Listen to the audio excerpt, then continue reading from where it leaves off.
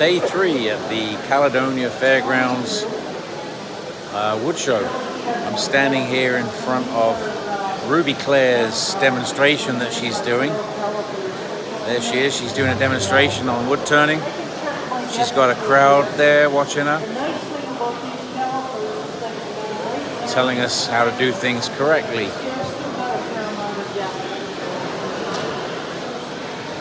She's working for Record Power and Stockroom Supply. Much bigger when you're doing big bases and things like that. So I think I'll make a couple more cuts. One more cut. It's always one more cut. Anyway, we got the golden horseshoe here. Welcome to the Hamilton Wood Show. Good afternoon. In a few minutes, the saw-stop hot dog demo will be taking place at Takes Two. Saw-stop hot dog saving challenge. Saw-stop safety demo. Where are they doing that? I think they're doing it around here.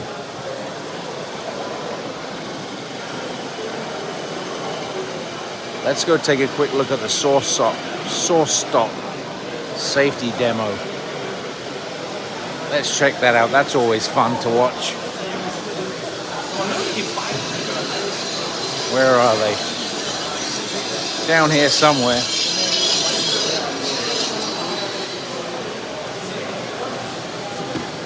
Excuse me. Thank you. Morning. Saving hot dogs every day. Kill the fly though. Kill the fly.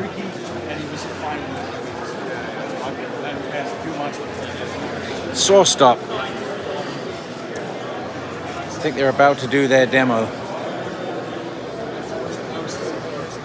That's probably a $60 demo. They have to replace the part inside the saw stop that stops the blade in a nanosecond to save that hot dog from getting cut.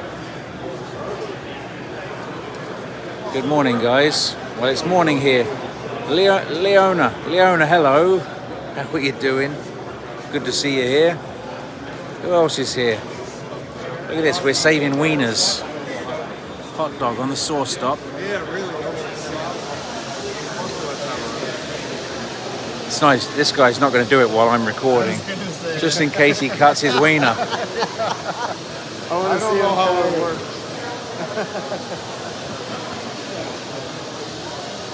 I want to see someone test it with their finger. Who's going to use a sausage as a push stick? It's not. It's a sausage push stick.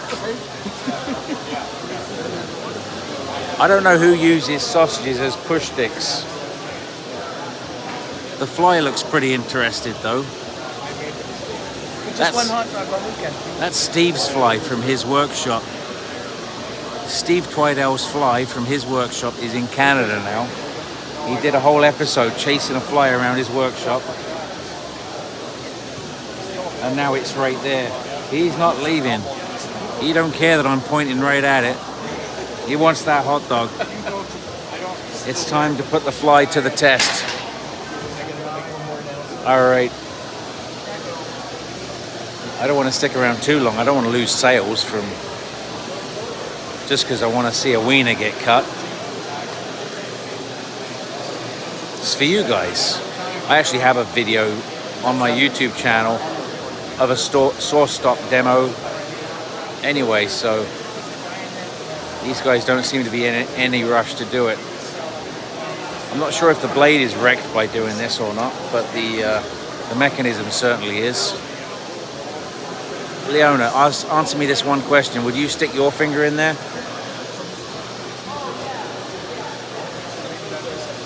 What if you're really quick? Would it get you then?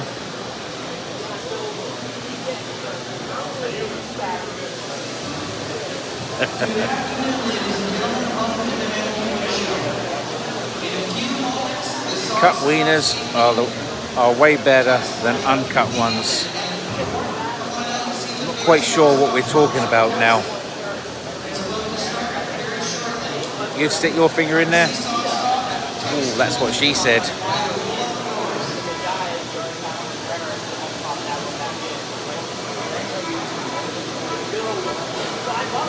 Yeah, I don't think the insurance company would like that too much.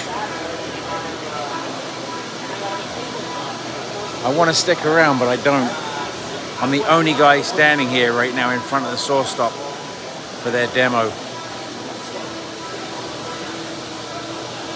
There is nobody else here for the demo.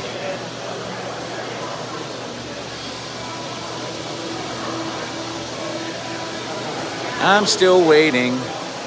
Go on, Rob, test it. So I put my wiener on the table.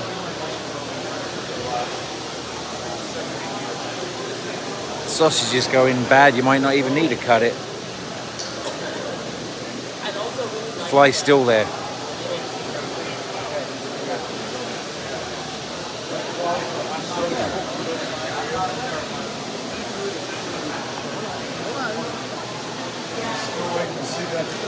Sausage push stick.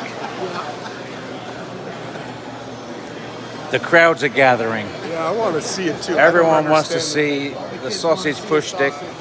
I wouldn't stick my wiener in there. I don't know how that thing can cut like a piece of wood but not stop it. If that was wet wood, it would stop on that too. It might. It would. It should. Yeah. Is it the texture? It's the resistance. I believe it's the resistance between the blade and the table. But it's got to cut to know that. Yeah, but if you're cutting a piece of wood, you still got the resistance in the wood. Yeah, but it's not enough. It's not enough. Oh, okay. I don't know. You could put a moisture meter on you, Right. or a moisture meter on the wood. You're gonna have less resistance than the wood. There'll be more resistance on the Yeah, wood. but if you're cutting a piece of wood at the same time, it's got to sense. It's going to sense the wood. That's when you're going to cut yourself. Well, You know how you have an electrical current? Oh, yeah, a piece yeah. of wood doesn't? Yeah. It senses the electrical current. Oh, that's what it is. Electric. Yeah. Okay. So because it has a He knows. moisture content that can actually Okay. detect the electrical current. So like you said, it ain't going to work on Same one with wood. it can't cut aluminum. if the wood was wet, though, it would. If the wood, Also. if you try to send aluminum through it, it'll trip off the brake as well. Right. Let's hope we got a fresh sausage. Metals, a lot of plastics won't work either, or as you said, what? Are you ready for this? Can you override? All three of you. Will it reach? No. I never knew That's how probably it at least 18 inches to get across that table.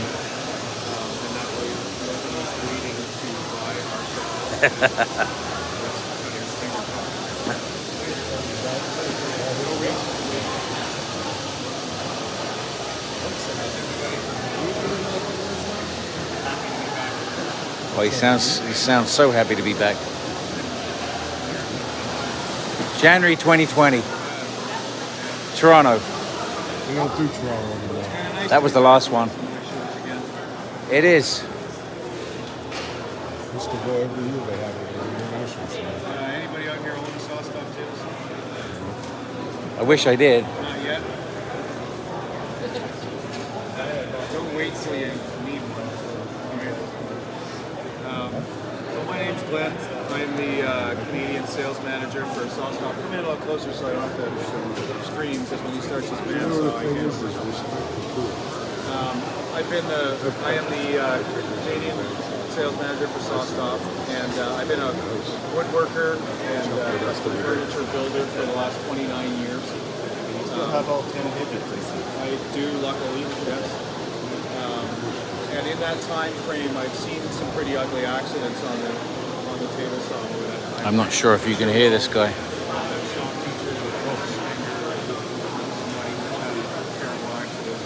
And the statistics are that every 9 minutes in North America, there's an accident on a table saw specifically. And that's every day, every 9 minutes. And 10 times every day in North America, someone amputates a finger or has a bone deep cut from a table saw. And that's every single day that happens. SawStop for the last 20 years has been refining our skin sensing technology so that we can reduce the number of those life-changing accidents that happen to people. The reality is that at this point, there's really no reason you should ever get cut severely on the table saw. So how it works is, you'll notice this is our brake cartridge that's in every saw, and there's a small circuit board inside that cartridge. And the saw sends a small electrical signal up through this cartridge and into the blade. And the blade senses conductivity. So it's looking for change. It's similar technology to what you find in a touch lamp or in the cell phone screen on your phone. That's what that's doing, is sensing conductivity. When it does sense something conductive like your finger, it activates the brake, which stops the blade.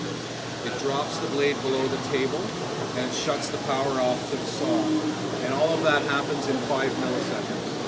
5 Put milliseconds. that into perspective, that's 10 times faster than the airbag in your car, and it's about 25 times faster than your brain can register pain from your finger to be able to pull your finger, which is why people pull their finger. Now you can imagine that blade going from 4,000 RPM down to 0 in 5 milliseconds puts an incredible amount of force onto the saw itself. With a 10-inch blade, it's about 10,000 pounds of force onto the arbor of the saw. If we had a dado blade in there, it's close to 25,000 pounds of force onto the saw itself. So we have to build our table saws.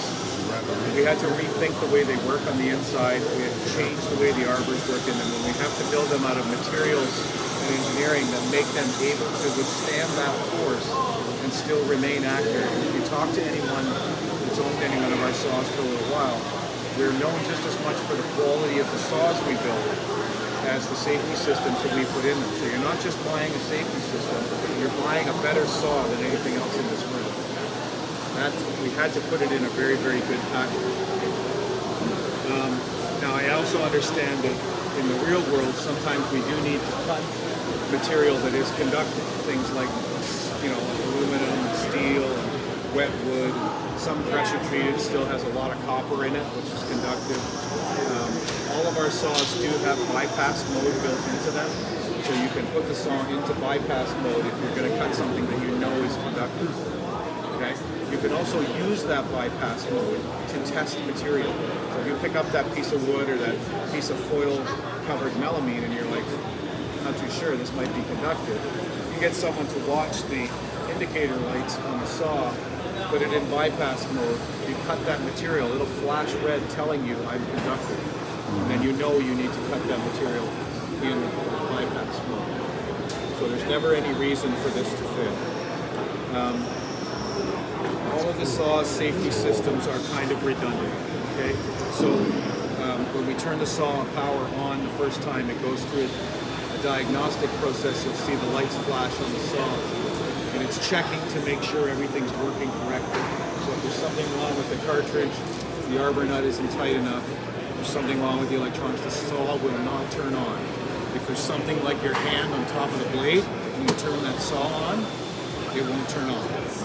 Okay? So it's redundant in there so that we're not... That's a horrible thought.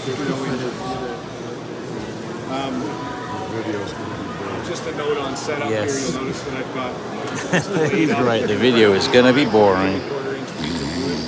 You've never cut a piece of wood with that high. That's a recipe for disaster. Trust me, he doesn't cut the sausage. I can't stick around too much longer because I need to make sales myself. Sorry, guys. You can crank your saw. No matter how dull the blade is, I don't think it's got anything to do with the blade being dull or sharp. It's got to do with the conductivity of whatever's touching the blade. Yeah, But I'm not sticking around. He's taking forever, and he's as monotone as all can be. Sorry, bud, but you are boring. Okay. Hey, Andy. How's it going? Hey, You're live on YouTube, bud. Once again. once again, have you done your demo? No, it's at 2:15, so I've got a little while longer yet. And you're in the back. Back corner, yeah, I I'll believe. be there. The idea? I'll be harassing you. Oh, you harassed me. All you like, cheers. That won't be live on YouTube. I'm going to do a live demo at 2:15 today, which is in about another hour and a half or so. So I kind of got to get ready. Okay, I'm back at my booth. back at my booth. I gotta go. Have a good day. Thanks for stopping by. Bye now.